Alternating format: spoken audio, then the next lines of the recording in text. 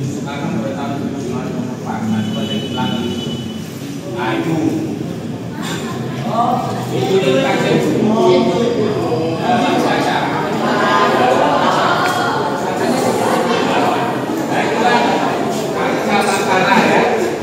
Nusantara, nah itu koleksi kita pertama. Sehingga dulu museum ini dikenal dengan Museum Lunata. Museum ini dulunya dikelola oleh Kementerian, ya, dioperasikan oleh pusat atau kementerian. Dan pada tahun 1999 sampai tahun 2000 menjadi otonomi daerah dan museum ini diserahkan ke pemerintah Provinsi Sumatera Utara. Sekarang dikelola oleh pemerintah Provinsi Sumatera Utara yang dikenal dengan Museum Negeri Provinsi Sumatera Utara. Apa itu pengertian dari museum? Pengertian dari museum adalah suatu lembaga yang bersifat tetap, tidak mencari keuntungan dan terbuka untuk umum. Ya. Jadi siapa aja boleh ke museum, ya. Karena nah kemudian apa fungsinya? Ya. Fungsi museum adalah sebagai tempat menyimpan, merawat, memamerkan dan mengedukasikan koleksi-koleksi hasil peninggalan sejarah nenek moyang kita masa lalu. Nah, di samping itu museum juga berfungsi sebagai tempat rekreasi dan penelitian, ya. Nanti kalau ada S2, S1, S2, S3, ya. S1, S2, S3 bisa penelitian di museum, ya. Mana tahu ada minat tentang sejarah, penelitian di museum boleh. Ya. Oke, nanti ada yang masuk ke ruang prasejarah, di situ tampilkan koleksi prasejarah atau manusia purba masa lalu. Bukan marga purba. Ada marga purba? Ya. Ya, bukan manusia purba ya. Bukan marga purba, tapi manusia purba. Ya, manusia purba itu terbagi dua. Ya. Yang pertama ada Homo erectus, yang kedua ada Homo sapiens. Homo erectus itu belum memiliki kecerdasan, ya. Belum tahu apa-apa, jadi mereka itu beraktivitas tidak menggunakan pakaian. Ya. Nah kemudian kalau Homo sapiens sudah memiliki kecerdasan, ya, makanya sudah menggunakan pakaian yang terbuat dari kulit hewan. Ya. Nah di situ kita terdapat koleksi-koleksi peninggalan pada masa prasejarah atau zaman purba seperti kapak batu, ya, kapak limbas atau sumatranik. Ya. Terdapat juga tanduk rusa yang digunakan untuk mencekik umbi-umbian atau untuk melawan musuh. Ya. Nah, kemudian ada kulit kerang, ya. Dulu ternyata manusia purba itu suka makan kerang. Ya. Jadi ada di Langkat itu ada situs kulit kerang yang sejarahnya itu peninggalan manusia purba. Ya. Jadi dulu manusia purba besar itu makan kerang, kulit kerang dikumpulin menjadi bukit, jadi situs kulit kerang. Ya. Situs kulit kerang di Langkat. Nah kemudian masuk ke sebelah kanan, lantai 1 bagian barat, di situ terdapat ruang megalitik. Ya. Ruang megalitik itu adalah ruangan atau koleksi-koleksi nenek moyang kita sebelum mengenal agama. Ya. Seperti ada peti mati dari Nias. Ya. Ada orang Nias?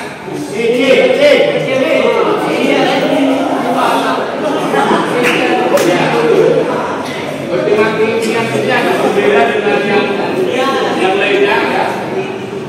Peti mati ini sama, kalau petinya sama dengan yang lainnya, tapi peti mati itu ada kepalanya, ya, lehernya panjang, kepalanya itu dengan kepala laksana. Ya. Jadi kalau dia dikubur, dia badannya yang dikubur, kepalanya dekat di atas bengkak kanan. Ya. Itu menandakan bahwa di situ ada kuburan bangsawan atau kepala suku atau raja pada masa Nias. Ya. Kemudian terdapat juga tongkat-tongkat penentuan yang digunakan oleh dukun atau dai. Masyarakat Toba digunakan untuk upacara ritual mengambil hujan dan membersihkan hujan. Kemudian terdapat peta Batak, ya, yang ditulis dengan menggunakan aksara Batak. Kemudian isinya tentang santet, guna-guna, mempelek, ya. Kemudian penolak bala, ya. Pengobatan dan hari baik hari buruk. Ya. Dulu ada hari baik hari buruk, sekarang semuanya hari baik. Ya. Kalau dulu ada hari yang baik. Kalau hari ini baik, iya dulu ada hari yang baik.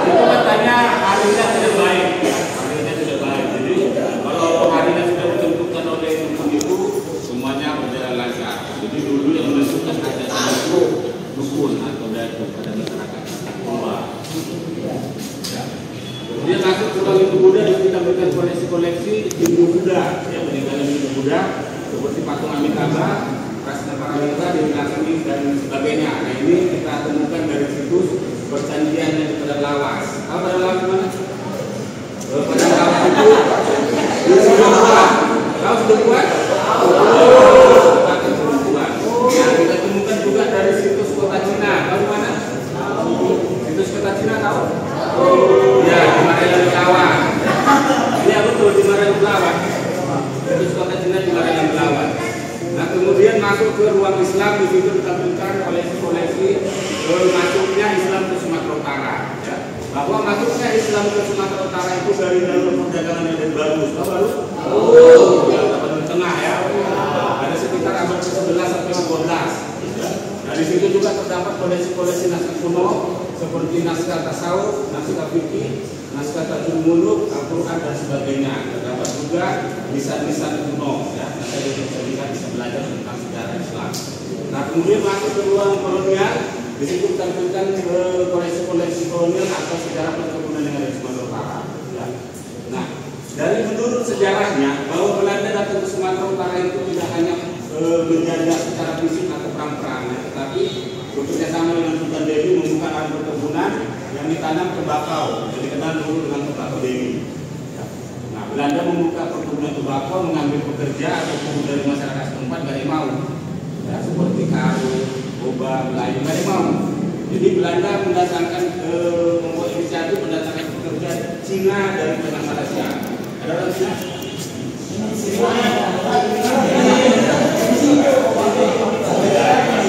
Kurang lagi ya, jadi Belanda terus membuka lahannya, kurang lagi buruhnya didatangkan dari India. Ada orang India?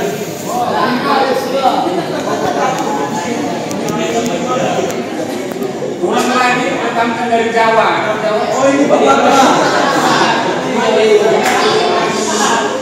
Iya, jadi kalau ada pertanyaan kenapa banyak orang Jawa, orang Cina, orang India di Sumatera Utara, sejarahnya dari sejarah perkebunan atau kolonialisme.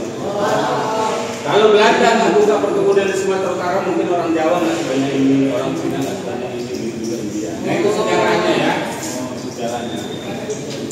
Nah kemudian nanti naik kelas yang dua, di sini kita melihat koleksi-koleksi dulu, mulai dari kelahiran sampai kematian. Ya, seperti ada peralatan makan siri, dan kemudian perikanan, pertanian, perdagangan, kemudian ada tentang berburu ya, berburu dan meramu dan sebagainya. Terdapat juga koleksi peralatan rumah tangga seperti sapa dari Batak Toba. Sapa itu adalah piring dan terbuat dari kayu besar ya. Sapa itu singkatan dari sapanganan, artinya satu tempat makan ya. Kalau dulu anaknya ada 10 ya, tetap satu tempat makan. Ya. Kalau ada anaknya 15 ya, tetap satu tempat makan. Kalau anaknya 20 ya, tetap satu tempat makan. Dulu nggak ada orang tua anaknya 2, paling sedikit 10 ya, paling sedikit 10 karena dulu ada prinsip orang tua banyak anak. Karena memang dulu kan pekerjaan orang tua semua petani ya. Kalau banyak yang mengerjakan tentunya banyak hasilnya. Kalau sekarang banyak anak susah. Kalau sekarang banyak anak banyak anak jadi susah ya. Karena nggak tahu mau kerja di mana. Ladang tidak ada lagi. Melamar kerja ditolak dulu. Ya, diperhatikan dulu. Ya. Jadi itulah filosofi dulu. Jadi satu tempat makan. Filosofinya itu saling menghargai, saling menjaga dan saling berbagi. Nanti coba adik-adik bisa praktekkan makan satu tempat, itu nasinya pasti nggak habis. Nanti yang satu bilang sudah samamu, yang satu bilang samamu aja, yang satu lagi samamu, jadi nggak dimakan jadinya terakhir tinggal sikit. Ya. Nah kalau sekarang kita makannya sendiri-sendiri ya. Dengar dulu. Kalau sekarang kita makannya sendiri-sendiri, kawan makan atau nggak makan kita nggak mau tahu kan? Kita makan nih yang di samping kita nggak makan, kita nggak mau tahu. Nah itu rasa kebersamaan itu nggak ada, rasa kepedulian nggak ada. Jadi dulu semua memang filosofinya bagus. Cuman nggak mungkin lagi sekarang kita makan satu tempat makan ya. Iya. Apalagi kena kopi, jadi nggak mungkin makan. Ya. Oke, terus nanti di situ terdapat rumah miniatur rumah adat dari berbagai suku yang ada di Sumatera Utara. Ya. Lalu mau tanya, ada berapa suku asli Sumatera Utara? Ya, 8. Ya, Bapak mau tanya dulu, ada yang bisa nggak? Ini dulu.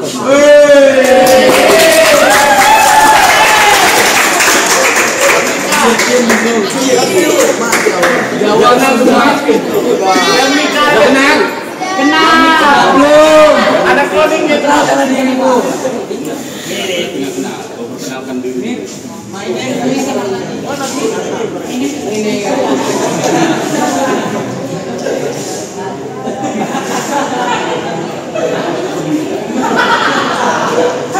Ya, oke, tenang.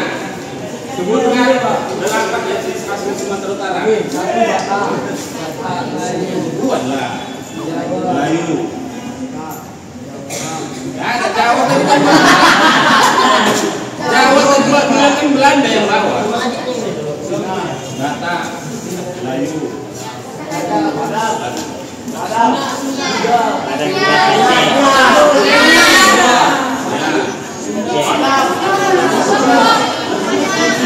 Ada Sumatera Barat. Ya, Timur Tengah.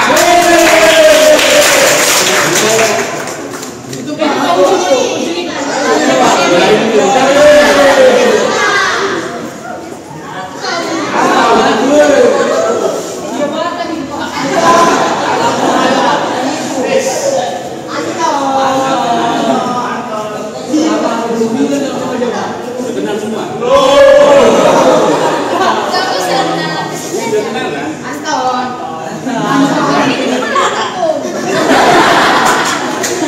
Ya udah, sebutkan 8 etnis asli Sumatera Utara. Toba, Karo, Lemun, Bola, Lupa, Nias, Melayu. Ada yang bisa kita pesisir. Kalau Mandiri. Melayu sama pesisir itu sama. Mendeli. Ini ya toh.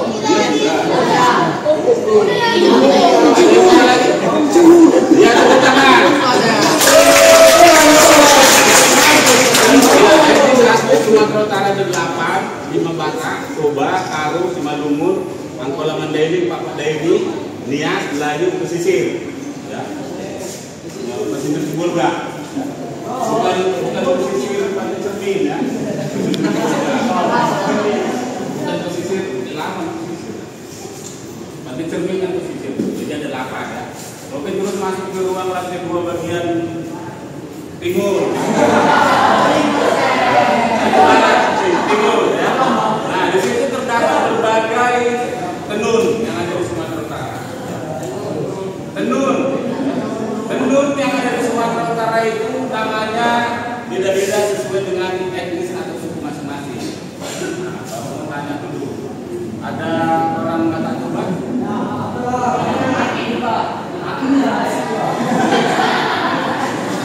Siapa nama ini?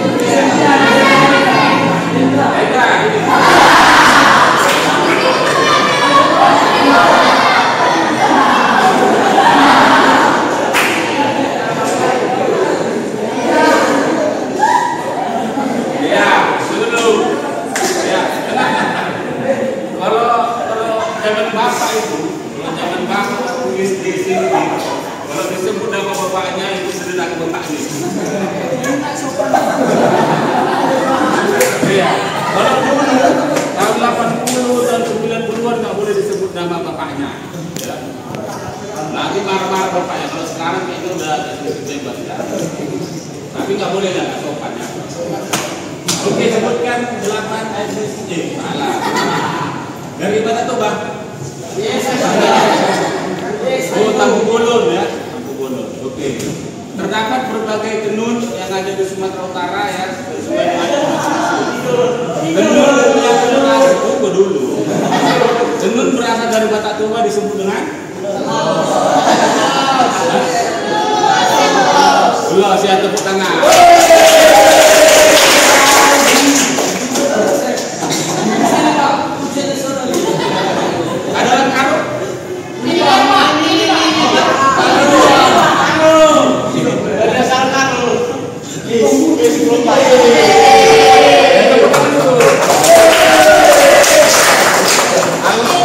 bangga dengan sukunya ya, dengan Bali. Taruh ya. Ya, tenun di Sumatera Utara itu jenisnya macam-macam sesuai dengan yang masing-masing. Kalau itu namanya ulo, kalau ditaruh. Dengarut? Hah? Ulos, salah. Ada yang taruh yang lain? Ada taruh selain dia? Ada?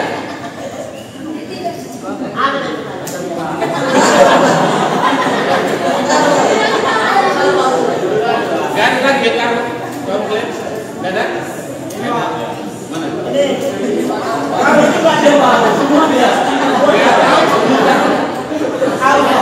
Oke, silakan dulu. Tepuk tangan dulu. Ada sama si Malungun? Malungun. Ada si Malungun? Ini Pak Lapi.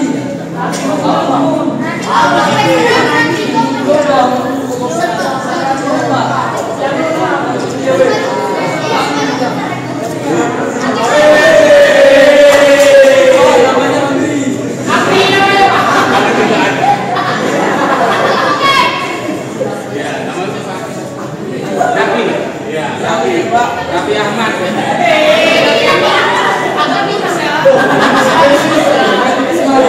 Oke, dengar. Kalau dari Batak Tuban namanya Ulos, kalau dari Karo namanya Uwis, ya, di Karo namanya Uwis, kalau di Malungun Puas.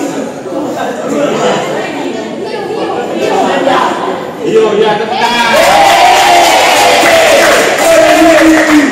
Ya, di Simalungun namanya Hiu. Ya. Ada orang Papa Dairi.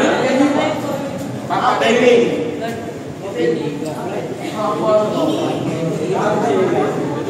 Papa Dairi ada? Ada orang lain? Ini, pilih Bapak. Ya, yang turun.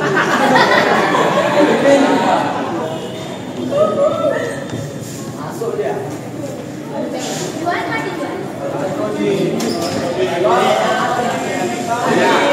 Tenun yang ada di Sumatera Utara kalau di Batak Tuban namanya Ulos, di Karo Uwis, di Malungun Hiu, di Pak Oles, ya. Kalau di Melayu Songket.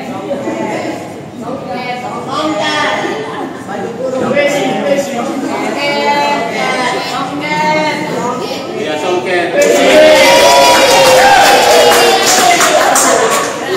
Ya, paling tidak kita harus tahu kan masih dipakai sehari-hari, masih dipakai sehari-hari seperti ulos, songket masih dipakai. Jadi kan adik-adik semua harus tahu ya, paling tidak yang di sekitar kita harus tahu ya tentang tenun ya, karena tenun itu sudah merupakan warisan dunia ya, jadi ditetapkan menjadi warisan budaya tak benda.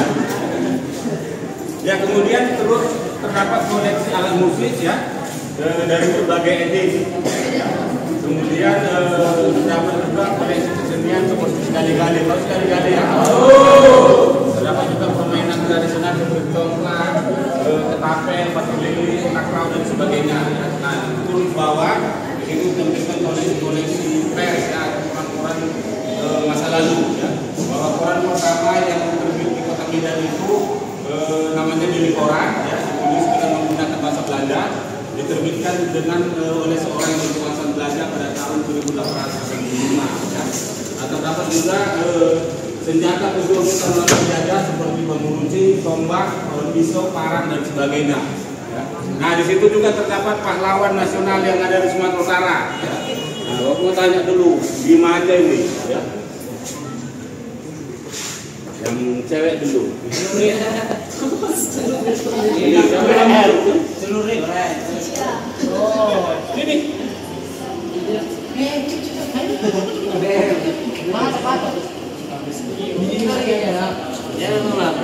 Namanya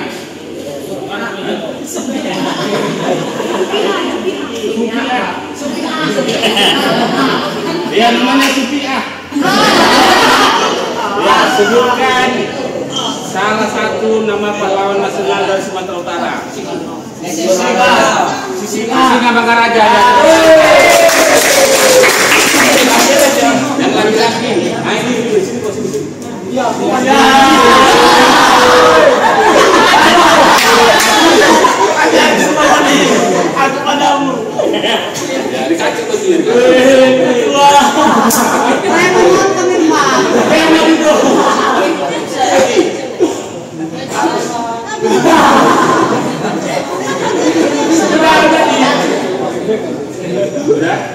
ya. Oke, sebutkan nama pahlawan nasional dari Sumatera Utara selain Silmaraja.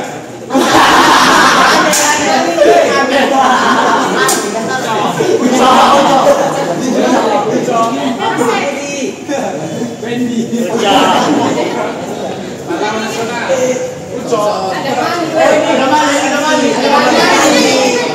Ada Malik, oke. Boleh lah ya. Ujung. David. Bukan yang itu.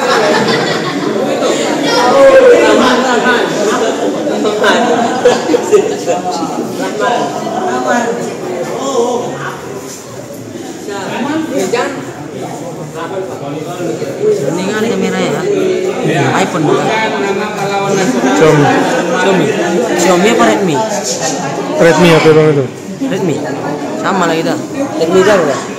Punya apa itu tuh? Kawanku.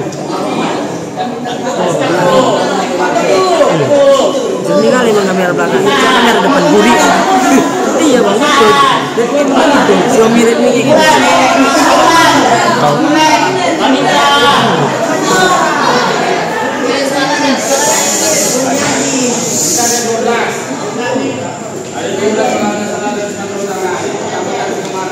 Enggak. Biarnya ya. Lalu dulu kan bang? Dulu kan bang? Itu punya apa ya? Redmi.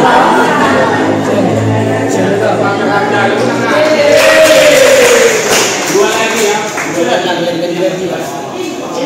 Iya. Enggak sana aja. Aja atau? Dia ngedit nanti. Aku keren. Kayak edit kan demi video.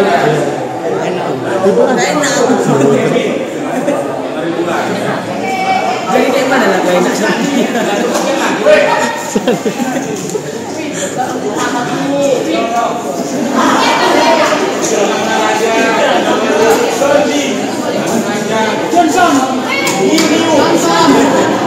Ya, keras banget.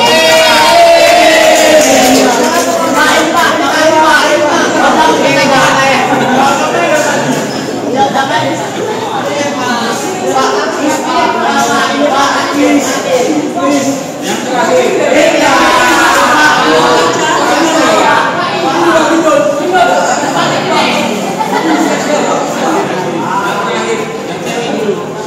Ini pakai jaket.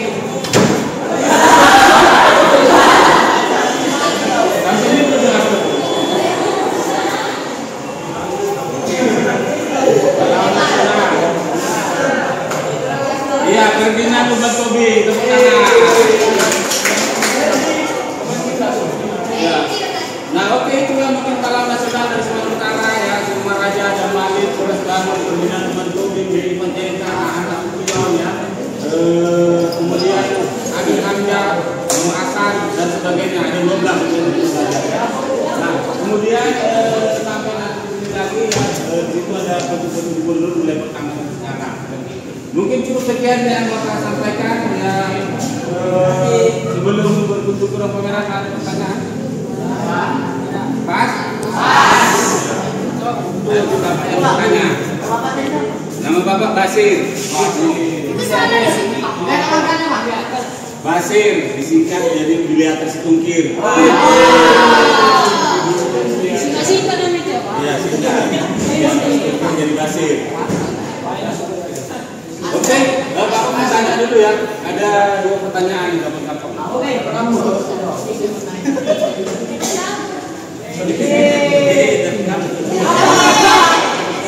Oke, pertanyaannya, sebutkan pengertian dari museum.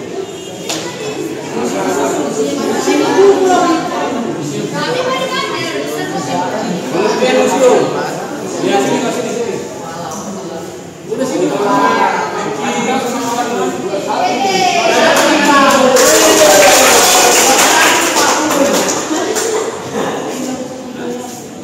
Dari Pandu satu orang. Jadi kalau di Malang itu tetap terang. Oke, yang pengertian museum. Tempat peninggalan sejarah, betul? Betul? Betul? Betul?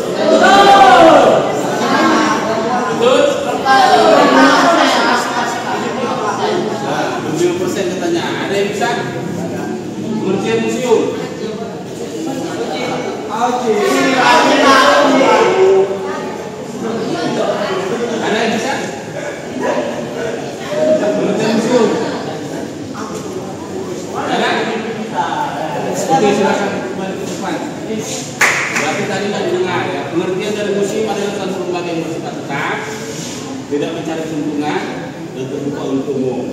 Ya. Nah ini pertanyaan terakhir ini gampang nih. Siapa yang mau bertanya ini? Yang bisa jawab? Mana dia?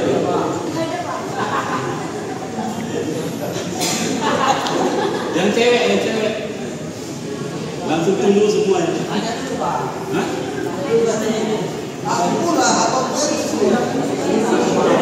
Yang cewek ini.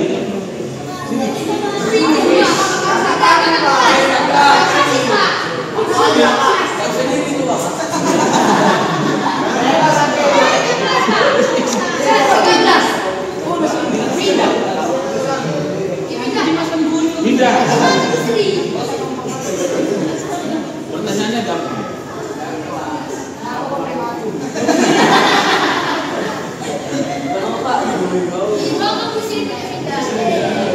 Pertanyaannya gampang. Nah, ya sebutkan alamat dari musim ini. Gampang kan? Gampang kan? Alamat musim ini. Selatan bukan, jalan apa?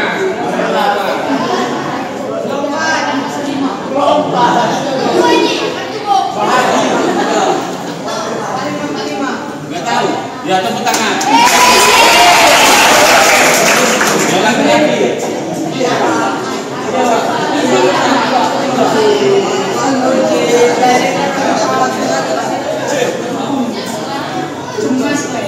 Ini terakhir nih. Bukan kemana?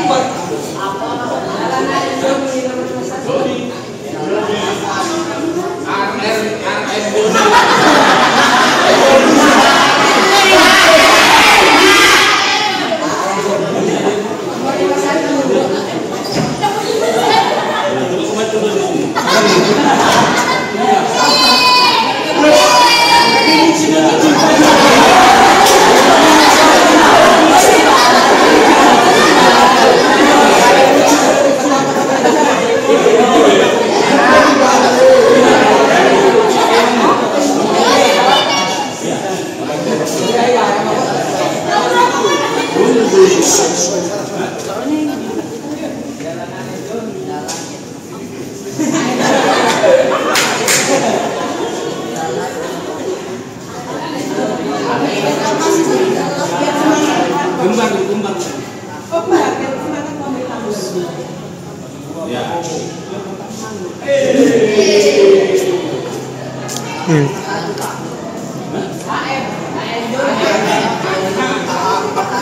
Ya, jalan yang nomor 51 tepuk tangan dulu.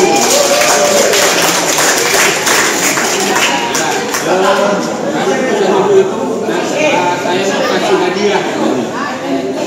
Nah itu hadiahnya lagi diambil. Ya. Hadiahnya.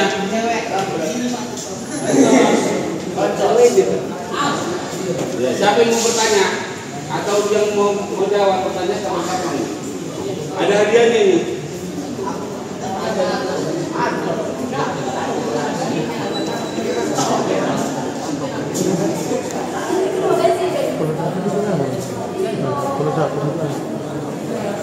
Ada pertanyaan? Ada pertanyaan?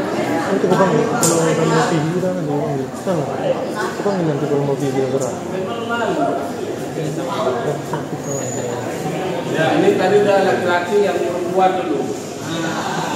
Nah ini kan delima.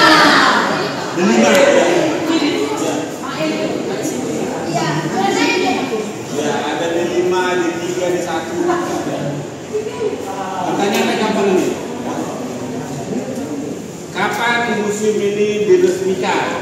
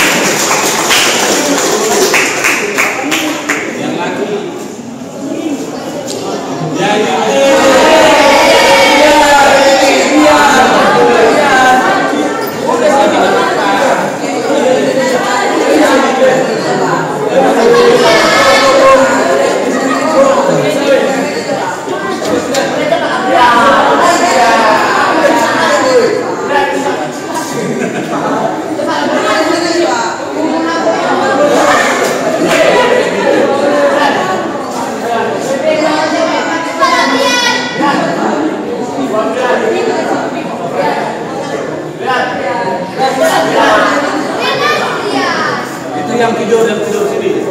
Ya ke depan.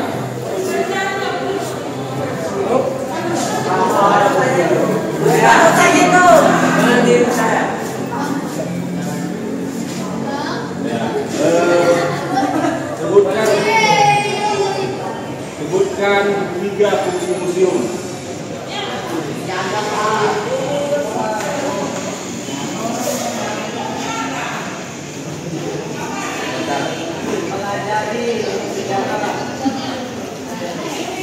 Wisata, pembelajaran,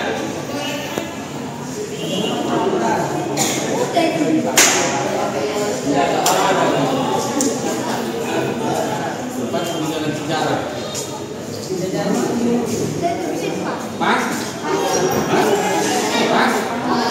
Mas? Mas? Kurang 1 nih.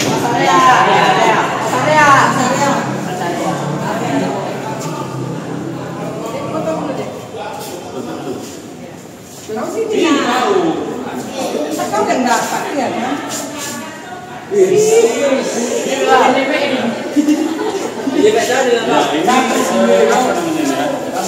Mami. Nanti ya dek mau pulang ya. Iya. Kalau yang kalian bawa itu air minum, ini bisa tempat susu.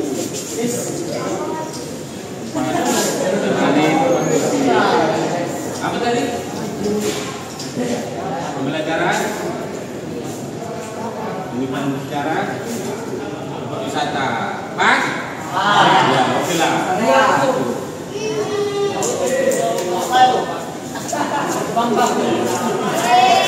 Oke, sekian dan terima kasih.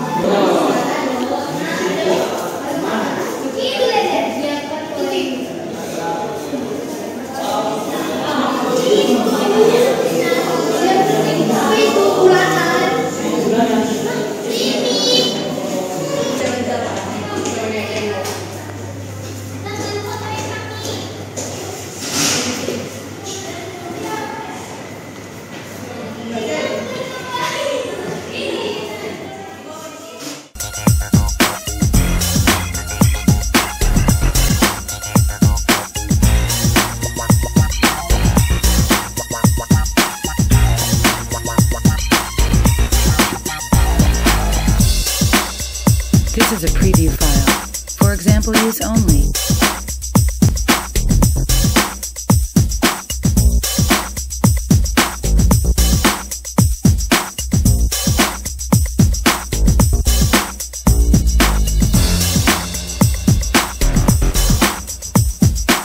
This is a preview file. For example use only.